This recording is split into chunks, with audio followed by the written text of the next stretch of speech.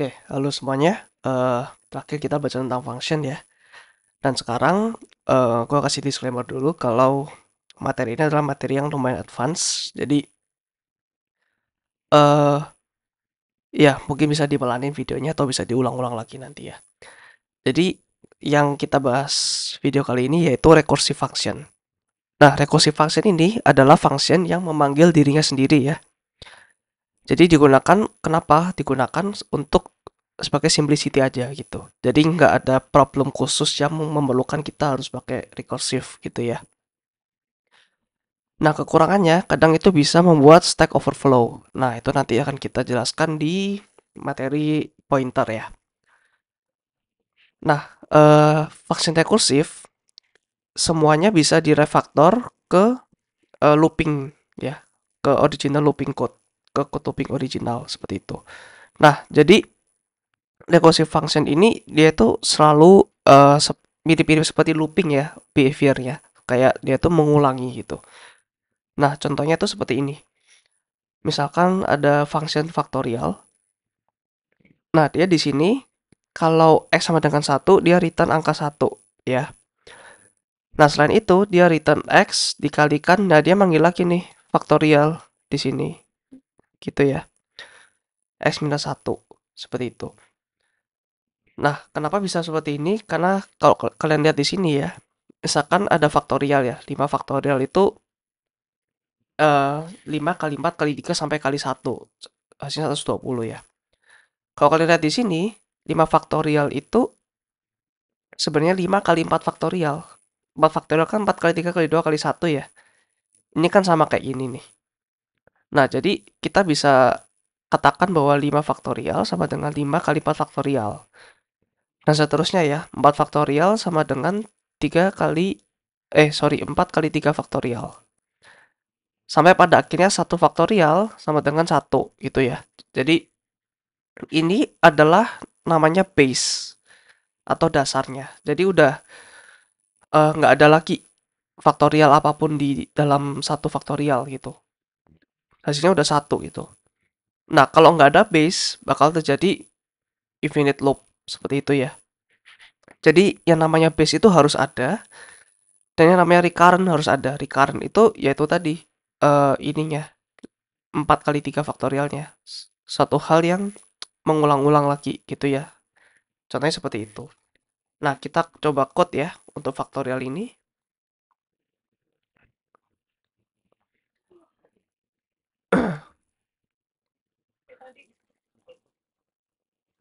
Untuk faktorial. Oke, terus integer x. Sorry. Oh ya, x ya.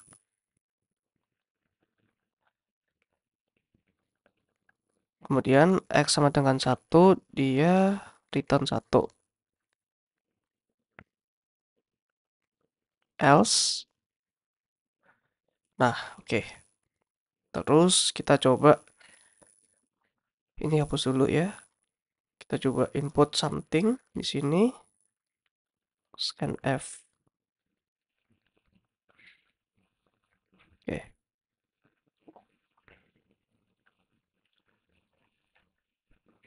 5 faktorial 120. Seperti itu ya. 10 faktorial ya segitu. Jadi benar ya faktorial seperti ini. Nah, contoh lain itu ada yang namanya eh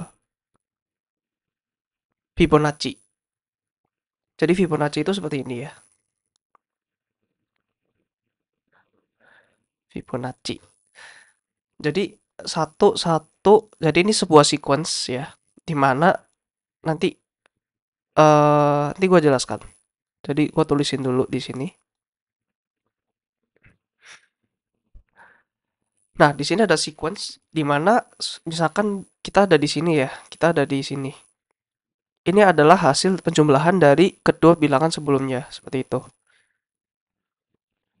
Nanti seperti ini. Dia juga penjumlahan dari bilangan sebelumnya. Nah, kita bisa eh, gunakan rumus di sini ya. Misalkan ini I. Jadi bilangan Fibonacci ke I. Fibonacci ke I ya. Sama dengan bilangan Fibonacci ke I-1 ya. Contohnya ini ya, ditambah dengan Fibonacci I-2 ya. Jadi seperti itu. Ini I-1 kan, terus ini -2.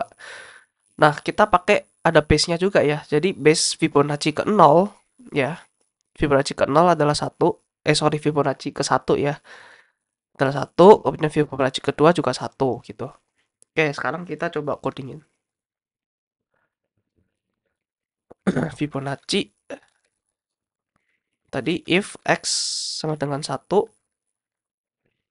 atau 2 ya. Berarti kurang dari sama dengan 2. Ketika x kurang dari sama dengan 2, maka dia return 1. Gitu ya. Else dia return Fibonacci x-1 ditambah Fibonacci x-2. Seperti itu. Oke. Sekarang kita coba.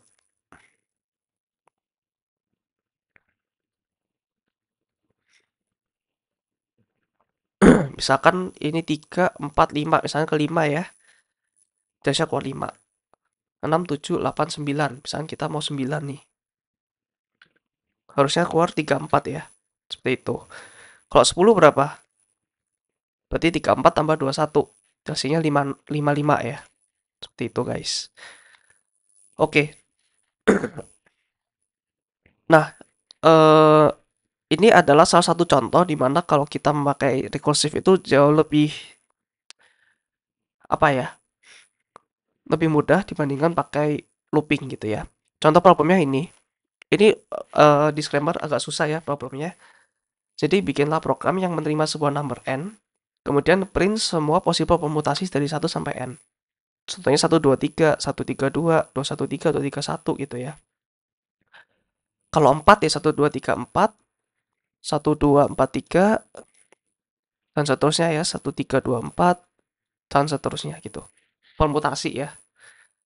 Oke, jadi untuk code-nya aku kopas dulu karena aku udah bikin kemarin.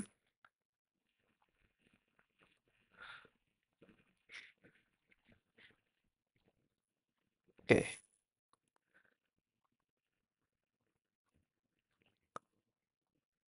Nah, di sini aku juga mau ngenalin ke kalian ada namanya global variable.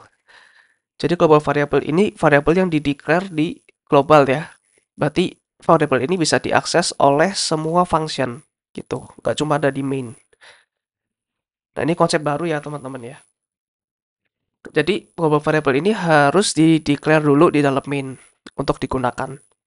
Seperti itu. Jadi kalau kita declare di sini nggak bisa. Karena program kita ya awalnya dari main ini ya. Bukan dari sini gitu.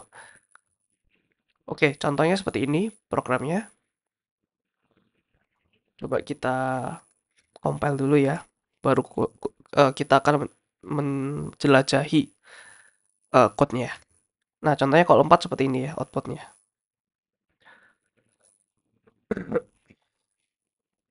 Nah, mari kita jelajahi dari main. Kita scan F ya, seperti biasa. Terus kita initialize global array dari 1 sampai n. Nah, nanti jadinya seperti ini ya.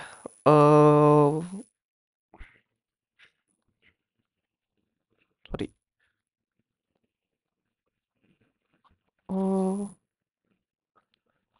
Nah, misalkan ada tadi 4 ya, berarti 1, 2, 3 di sini. Nanti ada array-nya seperti ini.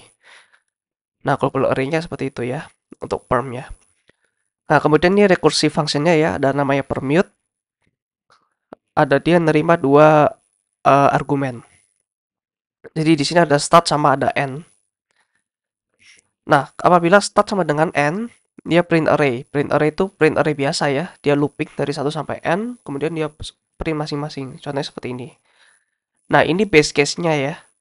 Ini base case-nya. Jadi ketika startnya udah sama dengan n, dia ngeprint ini gitu. Nah, kalau nggak sama dengan n gimana? Nah, kalau nggak sama dengan n, dia looping dari start ini sampai ke n. Nah, kemudian dia nge-swap nih, nge-swap dari Misalkan start di sini ya, start di sini, end di sini. Berarti dia nge-swap. Karena sama, berarti masih sama nih. Kalau start di sini, kemudian, aduh, maaf ya. Jadi nge-swap itu misalkan start di sini, end di sini.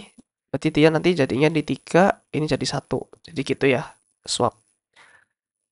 Nah, ini ada swap lagi. Nah, seperti dari yang gue bilang sebelumnya, kalau ada code yang looping seperti ini, atau sama, better dibikin function ya. Tapi untuk kali ini, gue gak bikin function dulu, karena itu ada di, gue akan bikin function swap ini di materi selanjutnya. Nah, kita swap dulu, ini sama ini. Kemudian kita masuk ke permute lagi. Jadi ini recurrent-nya ya, start tambah 1. Jadi startnya maju gitu. Dan seterusnya.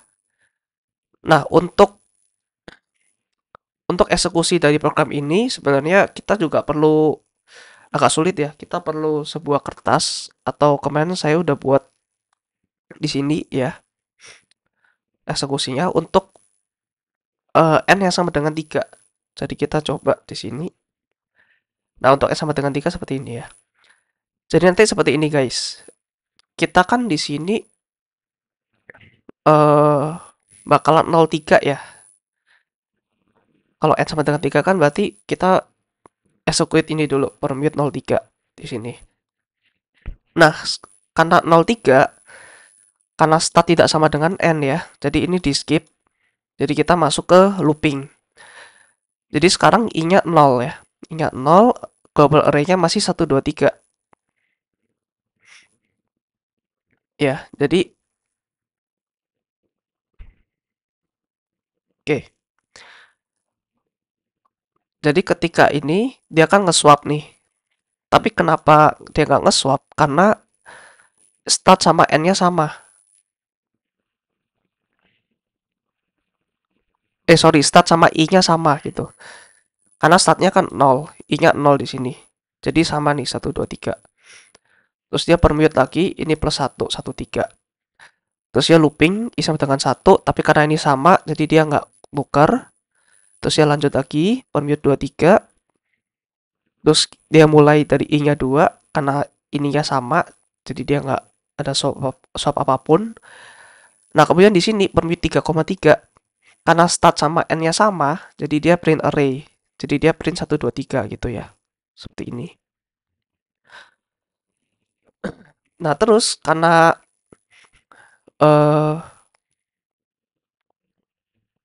mana tadi ya? Karena ini kurang dari n, jadi 3,3 dia nggak terusin. I sama dengan 3 dia nggak ada di sini nih. Karena sampai kurang dari n aja gitu. Jadi dia keluar dari 2,3. Terus kita masih ada di dalam scope permit 1,3 ini ya. Karena tadi i sama dengan 1, terus i plus plus, jadi i sama dengan 2. Nah, karena ini start sama n-nya beda, jadi kita swap nih, 1 sama 2. Tuh. Jadi, ini kan 0, 1, 2 ya indeksnya ya. Jadi 1 sama 2 ditukar. Jadi 1, 2, 3 jadi 1, 3, 2 gitu. Terus print 3, 3, karena sama start sama n-nya, kita print array 1, 3, 2. Seperti di sini. Oke, kemudian kita keluar lagi nih. Kita bukan di scope 1, 3 lagi, tapi di scope permute 0, 3. Karena yang pertama i-nya 0, terus ini i-nya 1 ya. Karena looping tadi. Nah, ini kan 0 sama 1. Berarti di swap 0 sama 1-nya. Jadi tadi 1, 2, 3 jadi 2, 1, 3. Terus seperti itu lagi ya, print 1, 3. Karena ini sama berarti nggak ada yang di swap. Terus berikutnya karena sama nggak ada yang di swap lagi, kemudian permute 3, 3. Jadi dia print 2, 1, 3 di sini. Terus dia balik lagi ke sini 2, karena 2 sama 1 di sini ya. Dia tukar 2 sama 1. Berarti dia tukar ini tadi 2, 1, 3, jadi ditukar jadi 2, 3, 1 gitu ya. Dan seterusnya seperti ini. I sama dengan 2, 3, 2, 1. Terus permute 1, 3. Nah, semuanya sama ya, 3, 2, 1 di sini. Terus i-nya 2, 2, terus 1. 2 1 ditukar, 3, 2, 1 jadi 3, 1, 2. dan seterusnya. Ya. Jadi ya memang ini mungkin agak sulit untuk dipahami ya, karena ya rekursif itu merupakan salah satu materi yang lumayan advance sebenarnya. Dan ya eh, mungkin kalian bisa mencari contoh-contoh lain di internet mengenai recursive function ini. Sebenarnya sih jarang kita pakai ya, terutama untuk software engineer biasa. Kebanyakan ini dipakai untuk suatu sistem yang mungkin lebih ke matematik atau lebih ke sistem apa ya? Sistem low level lah ya untuk recursive function ini. Jadi ya itu aja dari saya untuk recursive function. Semoga bermanfaat, semoga kalian memahami recursive function seperti apa ya. Untuk nextnya materi yang sangat menarik yaitu kita membahas pointer. So, sampai jumpa.